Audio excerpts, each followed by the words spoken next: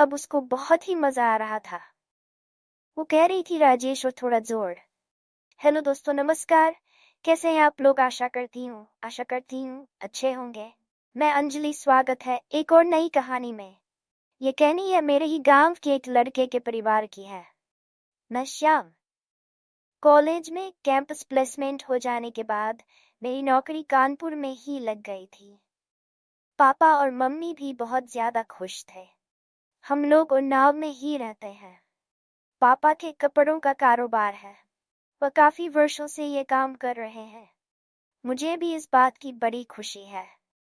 पापा ने हमेशा मेरा सपोर्ट किया है।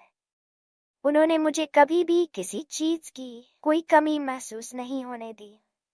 जब घर की आर्थिक स्थिति ठीक नहीं थी, उस समय भी उन्होंने मेरी पढ़ाई में कभी भी कोई कमी नहीं होने दी। और अब मेरी जिंदगी में सब कुछ अच्छे से चलने लगा है। मेरी जॉब भी लग चुकी है। पापा का बिजनेस भी बहुत ही अच्छे से चल रहा है। कभी कभार पापा और मैं एक दूसरे के साथ बैठकर इस बारे में बात कर लिया करते हैं। मेरे एक बड़े भैया है जिनका नाम सुनीत है। भैया की जिंदगी में कुछ ठीक नहीं चल रहा था, क्योंकि भैया का भाभी से डिवोर्स हो जाने के बाद वह पूरी तरीके से टूट चुके थे। मैंने कभी भी ये सोचा नहीं था कि भैया का डिवोर्स हो जाएगा, लेकिन भाभी और भैया के बीच के बढ़ते झगड़ों की वजह से घर का माहौल भी खराब होने लगा था और उन दोनों के डिवोर्स की नौबत आ चुकी थी।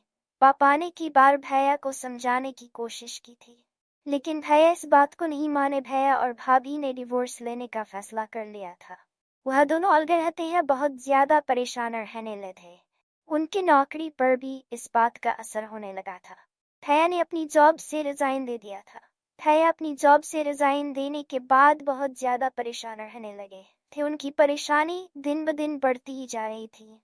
उनकी परेशानी का कारण सिर्फ और सिर्फ यही था कि वो भाभी से अलग हो चुके थे। पापा चाहते थे भैया वह दूसरी शादी कर, लेकिन भैया इस बात के लिए बिल्कुल भी तैयार नहीं थे। भैया ने साफ तौर पर मना कर दिया था। वह कहने लगे, मैं दूसरी शादी करने के लिए बिल्कुल भी तैयार नहीं हूँ। वह दूसरी शादी करने के लिए तैयार नहीं थे। हम दोनों की जिंदगी काफी ज्यादा बदल चुकी थी। भाभी की जिंदगी भी बहुत ज्यादा बदल चुकी थी। सब लोगों ने उन दोनों को समझाने की कोशिश की थी, लेकिन अब कोई फायदा नहीं था, क्योंकि रहने लगे थे और उन दोनों की जिंदगी में बहुत ज्यादा दबाव आने लगा था। भैया ने अपनी जॉब से भी रिजाइन दे दिया था, इसलिए पापा चाहते भैया उनका बिजनेस संभाल ले। भैया ने पापा की बात मान ली और पापा का बिजनेस संभाल लिया था। वो बहुत अच्छे से काम कर रहे थे। सब कुछ बहुत ही अच्छे से चल रहा था। भैया की जिंदगी में पहले जैसी खुशियां वापस लौट चुकी थी और भैया इस बात से बड़े खुश थे। भैया की जिंदगी में अब सब कुछ ठीक से चलने लगा था। मैं भी बहुत ज्यादा खुश था। मैं ये चाहता था वह पापा और मम्मी की बात मान जाए और शादी कर ले। अब क्या वैसा ही हुआ जैसा हम लोगों ने सोचा? अब भैया ने शादी करने का फैसला कर लिया था। वह पापा और मम्मी की बात मान चुके थे। भैया ने उनकी बात मान ली थी। भैया की अब शादी हो चुकी थी। भैया शादी करने के बाद अपनी जिंदगी में आगे बढ़ने की कोशिश कर रहे थे और उनकी जिंदगी अच्छे से चलने लगी थी।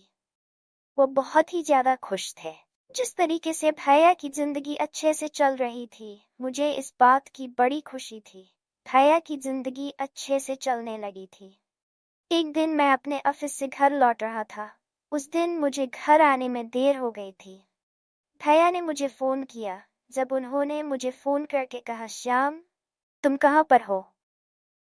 मैंने भैया को कहा, भैया मैं बस थोड़ी देर बाद घर पहुंच रहा हूँ।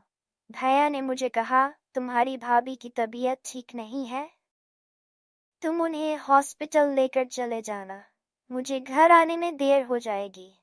मैंने उन्हें कहा, ठीक है।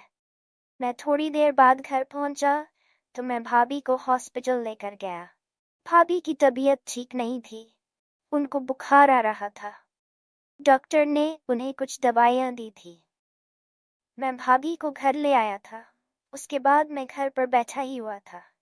भैया भी आ गए थे। है और मैंने उस दिन साथ में डिनर किया। मुझे काफी अच्छा लगा था। मेरी जिंदगी बहुत ही अच्छे से चल रही है। अब मुझे इस बात की खुशी है। भैया की जिंदगी अच्छे से चल रही थी।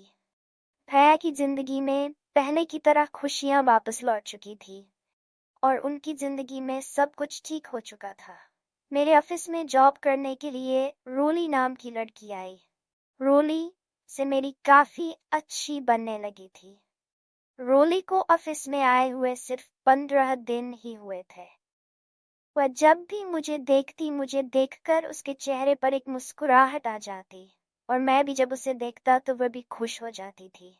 मुझे बहुत ही अच्छा लगता था जिस तरीके से मैं और रोली एक दूसरे से बातें करते। मुझे नहीं मालूम था रोली के दिल में मेरे लिए क्या चल रहा है। वह मेरे साथ में शारीरिक सुख का मजा लेना चाहती थी और कहीं ना कहीं वह मुझे इशारों इशारों में ये बात बता दिया करती थी। मैं भी रोली को एक दिन घुमाने के लिए ले गया। उस दिन हम दोनों साथ में घूमने के लिए गए। मुझे बहुत ही अच्छा लगा जिस तरीके से मैं और रोली एक दूसरे के साथ में समय बिता रहे थे। मुझे रोली के साथ समय बिताना अच्छा लग रहा था। मैंने उसके होठों को भी बहुत ही अच्छे से किस किया था। मैंने रोली को अपने साथ होटल में चलने के लिए कहा था। वह मेरे साथ चलने को तैयार हो चुकी थी। हम दोनों साथ में लेटे हुए थे। मैं रोली के साथ वो सब कुछ कर रहा था जिससे कि रोली अपनी केंद्र सरकार पे चुनाव लड़ने में मेरा साथ दे। अब हम लोग चुनाव लड़ने के लिए बिल्कुल तैयार थे। रोली भी अपने आप को रोक नहीं पा रही थी और मैं भी बिल्कुल नहीं रह पा रहा था। तभी रोली ने कहा, जल्दी तुम मेरी केंद्र सरकार से चुनाव लड़ो। फिर मैंने बिल्कुल भी देर नहीं की। जिस तरीके से मैं और रोली एक दूसरे के साथ में मैच खेल रहे थे, हम दोनों को बड़ा अच्छा लग रहा था और रोली को भी बहुत ज्यादा मजा आने लगा था। मुझे और रोली हम दोनों को बहुत अच्छा लगने लगा था।